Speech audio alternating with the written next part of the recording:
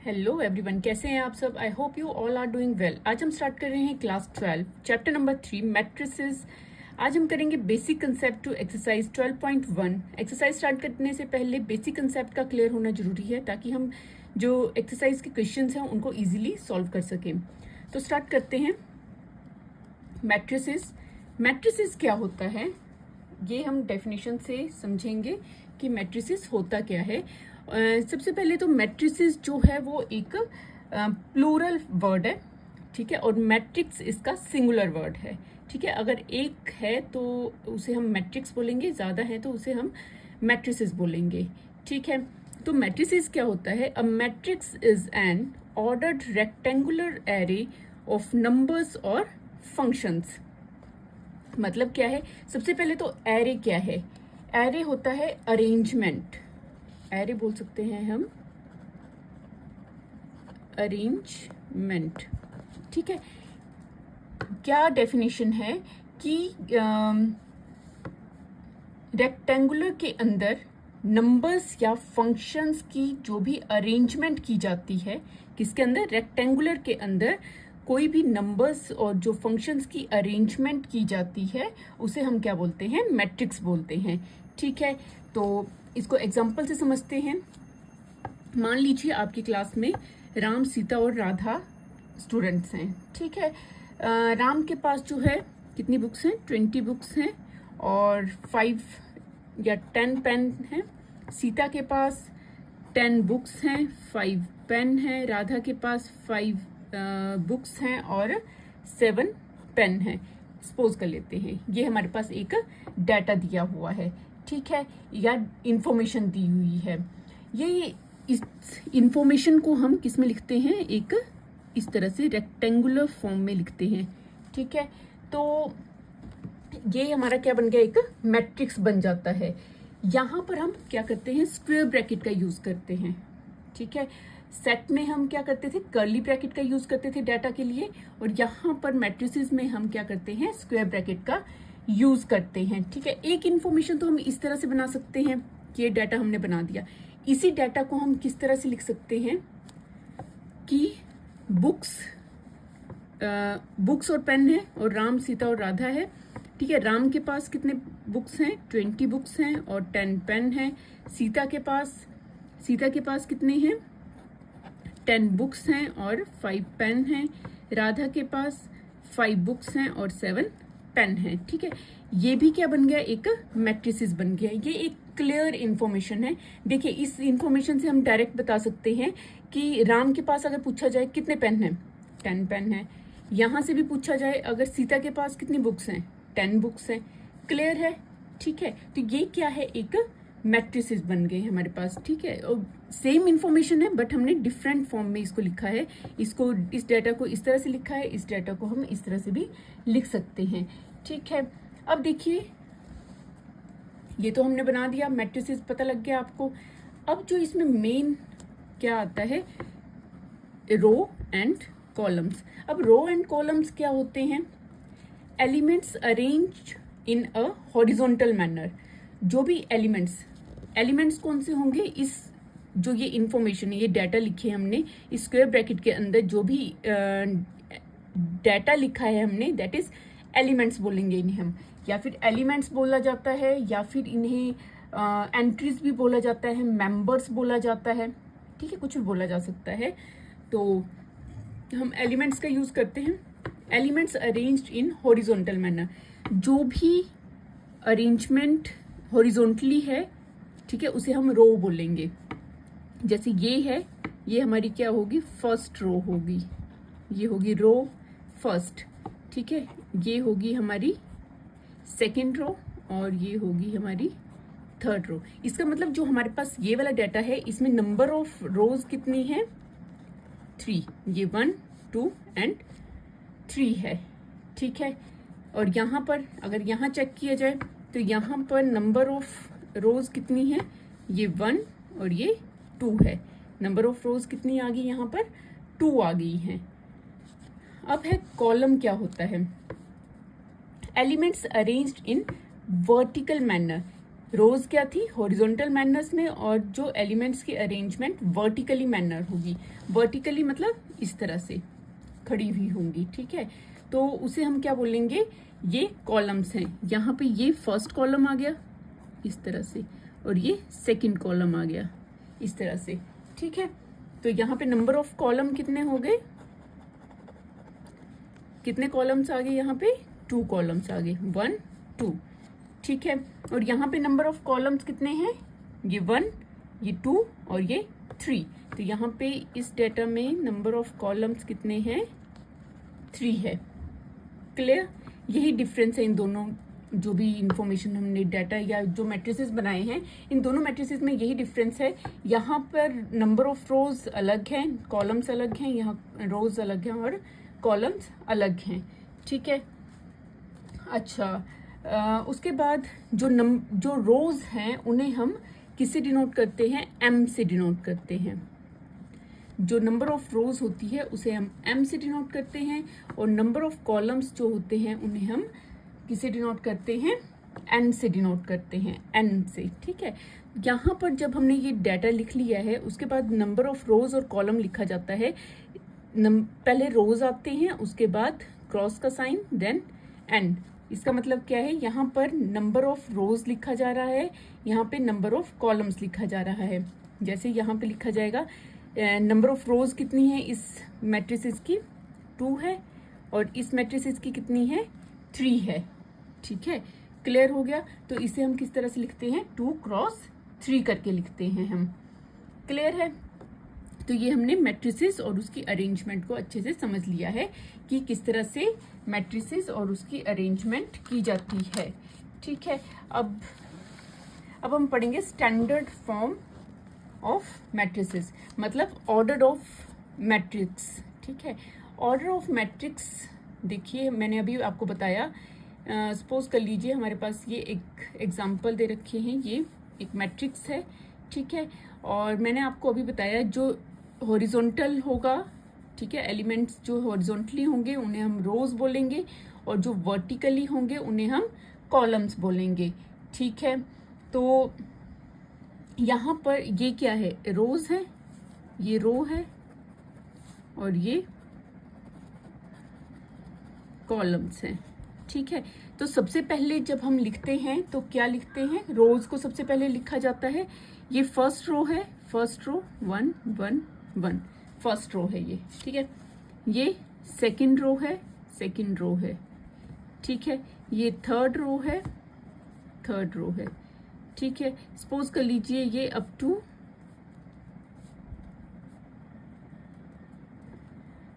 ये जा रहा है एम तक, सपोज कर लीजिए ये एम रो है, ये एम रो है।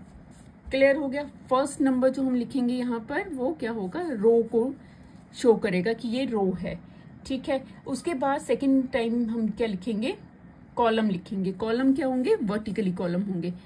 फर्स्ट कॉलम है, फर्स्ट कॉलम है, फर्स्ट कॉलम है, फर्स्ट कॉलम है। क्लियर है। सेकंड कॉलम है ये सेकंड कॉलम है, ये सेकंड कॉलम है, ये सेकंड कॉलम वाले 2 हो गया, ठीक है। और उसके बाद ये थर्ड कॉलम है 3, ठीक है। ये सपोज कर लीजिए ये अप टू एन तक जा रहा है, ये एनथ कॉलम है, ठीक है, ये एनथ कॉलम है। क्लियर हो गया, ठीक है। तो ये हमारा मैट्रिक्स बन गया। फर्स्ट जो होगा वो क्या है, यहाँ पर नंबर ऑफ रोज आएगा, और सेकंड क्या होगा, नंबर ऑफ कॉलम आएगा, ठीक है। और बाहर कैसे लिखेंगे इसे, m क्रॉस n, क्योंकि नंबर ऑफ रोज कितनी है टोटल, m है, और नंबर ऑफ कॉलम्स कितने हैं टोटल, n है। इतना क्लियर हो गया। अब सपोज कर लीजिए हम एक एलिमेंट को सिलेक्ट करते हैं A32, ठीक है, A32 है हमारे पास।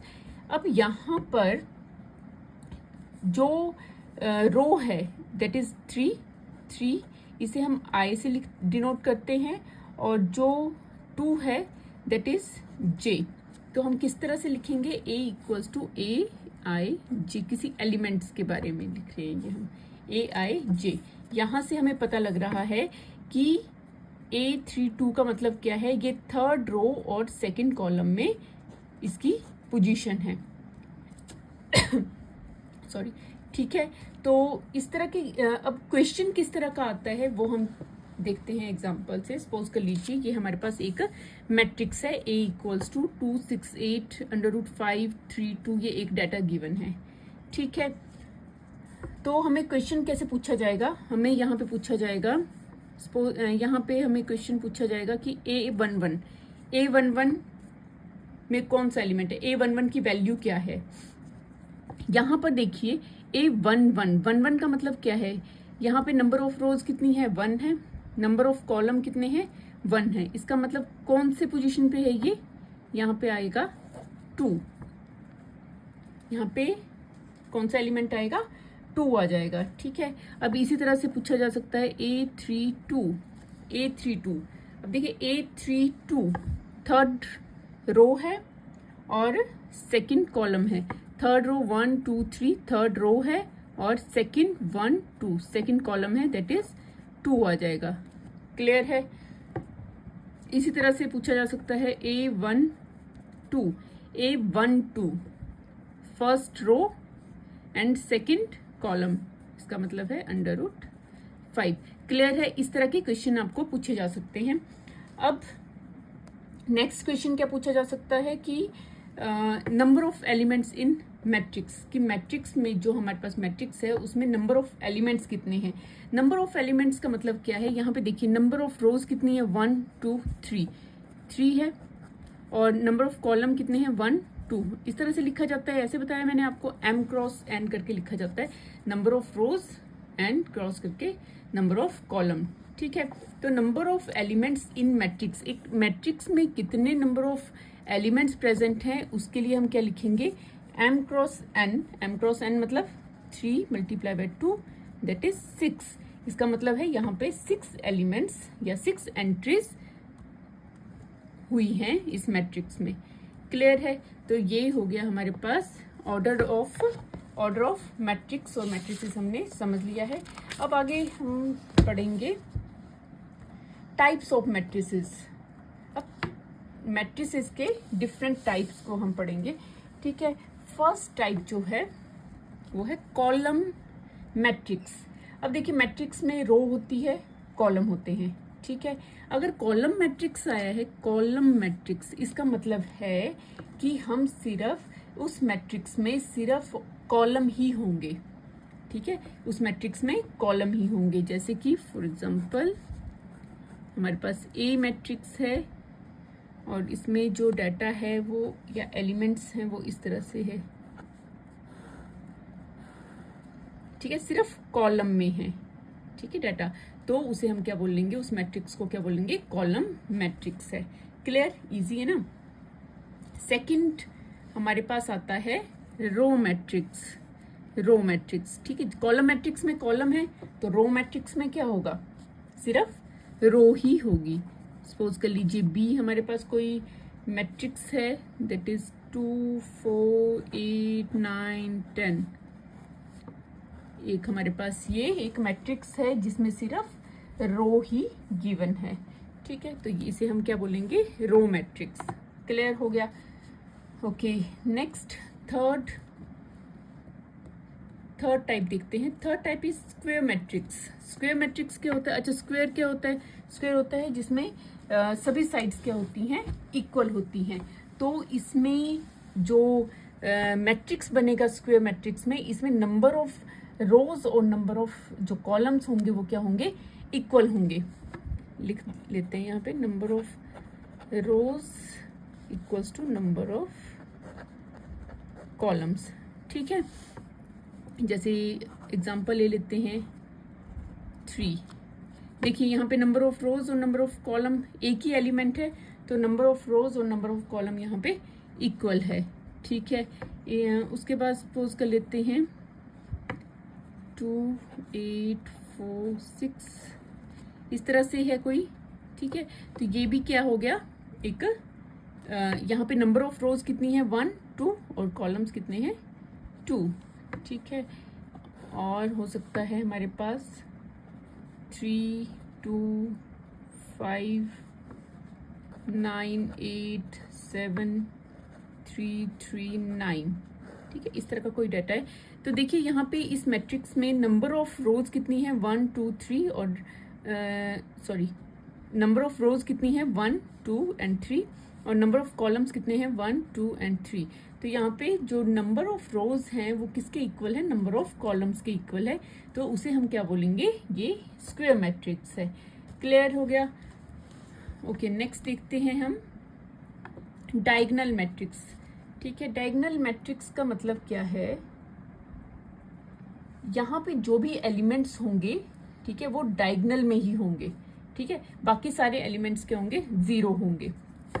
एग्जाम्पल से देखिए, सपोज कर लीजिए ए हमारे पास है, यहाँ पे भी एक और सपोज कर लो हमारे पास है 4, ठीक है, तो यहाँ पे ये भी आएगा, ठीक है, इंक्लूड होगा अगर 1 एलिमेंट है तो। उसके बाद सेकंड हम सपोज कर लेते हैं 2 है, 0 है, 0 है, 2। अब देखिए यहाँ डायगोनल मैट्रिक्स में क्या है कि डायगोनली तो एलिमेंट्स प्रेजेंट होने चाहिए, ठीक है, डायगोनली प्रेजेंट होंगे और बाकी जो भी एलिमेंट्स होंगे वो 0 होंगे, उसे हम क्या बोलेंगे, डायगोनल मैट्रिक्स बोलेंगे, उसे क्या बोलेंगे हम, डायगोनल मैट्रिक्स बोलेंगे। एक और एग्जांपल ले लेते हैं 2 0 0 8 0 8 0 0 0 7, ठीक है। अब देखिए यहाँ पर भी डायगोनल में ये डायगोनली हमारे पास एलिमेंट्स प्रेजेंट हैं बट और बाकी जगह क्या हो गए हैं, 0 हो गए हैं, तो इन्हें हम बोलेंगे डायगोनल मैट्रिक्स बोलेंगे। क्लियर? नाउ नेक्स्ट देखते हैं स्केलर मैट्रिक्स। अब स्केलर मैट्रिक्स क्या होता है, स्केलर मैट्रिक्स में भी जो हमारे पास एलिमेंट्स होंगे वो डायगोनली ही होंगे, ठीक है, बट डिफरेंस क्या होगा, इसको एग्जांपल से देखते हैं। इसमें डिफरेंस क्या होगा स्केलर मैट्रिक्स में और डायगोनल मैट्रिक्स में। स्केलर मैट्रिक्स में अच्छा यहाँ पे भी सिंगल एलिमेंट्स है तो वो आएगा। स्केलर मैट्रिक्स में डायगोनली तो होंगे बट जो हमारे पास एलिमेंट्स होंगे वो क्या होने चाहिए, सेम वैल्यू होनी चाहिए डायगोनल्स में, ठीक है, जैसे 2 2 है। और एक और ले सकते हैं एग्जांपल -3 0 0 -3 0 0 0 0 -3। यहाँ देखिए स्केलर मैट्रिक्स में क्या है, डायगोनली तो है, सबसे पहले डायगोनली होने चाहिए, ठीक है, और सेम वैल्यू होनी चाहिए, -3 -3 -3 और बाकी 0 होना चाहिए, ठीक है, तो वो होगा स्केलर मैट्रिक्स। डायगोनल मैट्रिक्स और स्केलर मैट्रिक्स में यही डिफरेंस है। डायगोनल मैट्रिक्स में डायगोनली होंगे, वैल्यू कुछ भी हो सकती है एलिमेंट्स की, बट स्केलर मैट्रिक्स में क्या होगा, सेम वैल्यू होनी चाहिए, सेम, ठीक है, 2 है -3 -3 -3, तभी हम उसे बोलेंगे ये स्केलर मैट्रिक्स है, ठीक है। उसके बाद है आइडेंटिटी मैट्रिक्स। अब देखिए आइडेंटिटी मैट्रिक्स क्या होता है, आइडेंटिटी मैट्रिक्स का मतलब है कि इसमें भी डायगोनली होंगे, ठीक है, डायगोनल में 1 नंबर होना चाहिए, ठीक है। किस तरह से होना चाहिए 1 नंबर, देखिए सपोज कर लीजिए यहाँ पे 1 है, ठीक है, हमारे पास मैट्रिक्स है उसमें वैल्यू नंबर 1 है, या फिर 1 0 0 1, तो इसे हम क्या बोलेंगे, आइडेंटिटी मैट्रिक्स। एक तो डायगोनली होना चाहिए, नंबर क्या होना चाहिए यहाँ पे, 1 होना चाहिए। क्लियर है? उसके बाद अगर हम 3 के लिए देखें तो 1 0 0 0 1 0 0 0 1।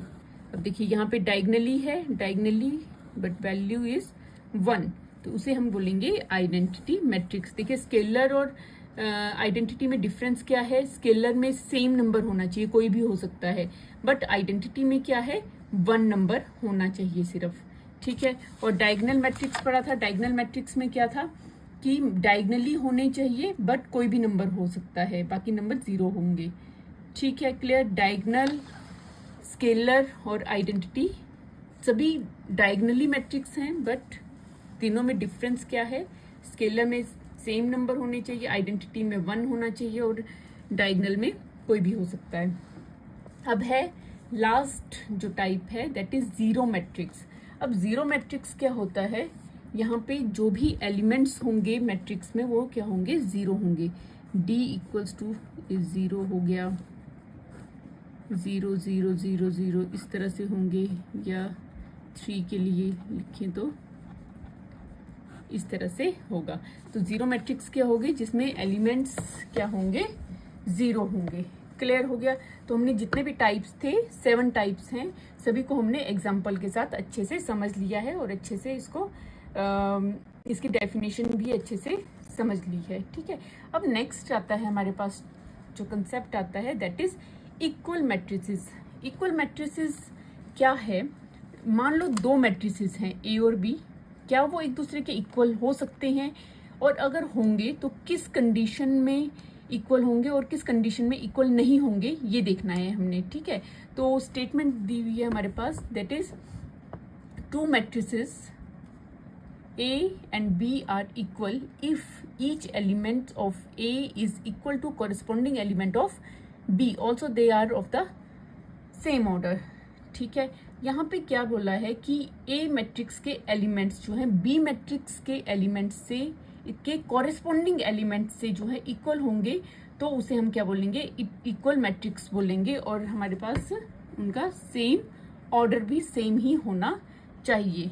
ठीक है, एग्जाम्पल से समझते हैं, एग्जाम्पल से समझेंगे हम। मान लो हमारे पास एक मैट्रिक्स है दैट इज 3, तो दूसरा B जो है वो 3 है, तो यहाँ पे नंबर ऑफ एलिमेंट्स सेम है, 3 के इक्वल है और कॉरेस्पॉन्डिंग एलिमेंट्स भी इक्वल हैं। चलो इसको नेक्स्ट देखते हैं, नेक्स्ट ज़्यादा क्लियर होगा। सपोज कर लीजिए हमारे पास है 3 2 6 8, ठीक है, और सेकंड है हमारे पास 3 2 6 8। ठीक है, तो यहाँ पे सबसे पहले हमने क्या देखना है कि A मैट्रिक्स और B मैट्रिक्स के जो कॉरेस्पॉन्डिंग एलिमेंट्स हैं, मतलब 3 है और यहाँ पे भी 3 है। ठीक है, ये 2 है, यहाँ 2 है, 6 है तो ये 6 है, 8 है तो ये 8 है। तो ये क्या है, इक्वल है। कॉरेस्पॉन्डिंग एलिमेंट्स क्या हैं, इक्वल हैं। और साथ में नंबर ऑफ ऑर्डर क्या है, वो इक्वल होना चाहिए। नंबर ऑफ रोज और नंबर ऑफ कॉलम्स क्या है, इक्वल होने चाहिए। तो इसमें नंबर ऑफ रोज कितनी है, 1 2, और इसमें कितनी है 1 2, और इसमें कॉलम्स कितने हैं 1 2, यहाँ भी कितने हैं 1 और 2। तो ये क्या होंगे, इक्वल मैट्रिसेस होंगे। क्लियर हो गया। अब कौन से मैट्रिसेस जो हैं वो इक्वल नहीं होंगे, यहाँ पे देखते हैं। 3 6 2 8, सपोज कर लीजिए एक ये मैट्रिक्स है हमारे पास दिया हुआ, 3 6 4 8, एक ये मैट्रिक्स है। ठीक है, अब देखिए कंपेयर करेंगे पहले। 3 इक्वल है, 6 इक्वल है, 2 देखिए यहाँ 2 है, यहाँ पे 4 है, यहाँ 8 है, यहाँ 8 है, बट यहाँ पे 2 और 4 है तो ये इक्वल नहीं है। ठीक है, तो ये क्या हुआ, नॉट इक्वल टू, ये इक्वल मैट्रिसेस नहीं होंगे। क्लियर हो गया। तो यहाँ पे क्या होना चाहिए, कॉरेस्पॉन्डिंग एलिमेंट्स इक्वल होने चाहिए और ऑर्डर भी सेम होना चाहिए, तभी उसे हम बोलेंगे कि ये इक्वल मैट्रिसेस है। क्लियर है। तो इसी तरह से कंसेप्ट जो है वो क्लियर हो गए हैं। सभी हमने कंसेप्ट जो है वो एग्जाम्पल के साथ क्लियर कर लिए हैं। तो उम्मीद करती हूँ कि आपको सभी कंसेप्ट अच्छे से समझ आ गए होंगे। अगर समझ आ गए हैं तो वीडियो को लाइक शेयर जरूर करें, और अगर चैनल में नए हैं तो चैनल को सब्सक्राइब करना बिल्कुल ना भूलें। तो इस वीडियो में इतना ही, मिलते हैं इसी तरह की नेक्स्ट एजुकेशन वीडियो के साथ। Thank you and keep watching.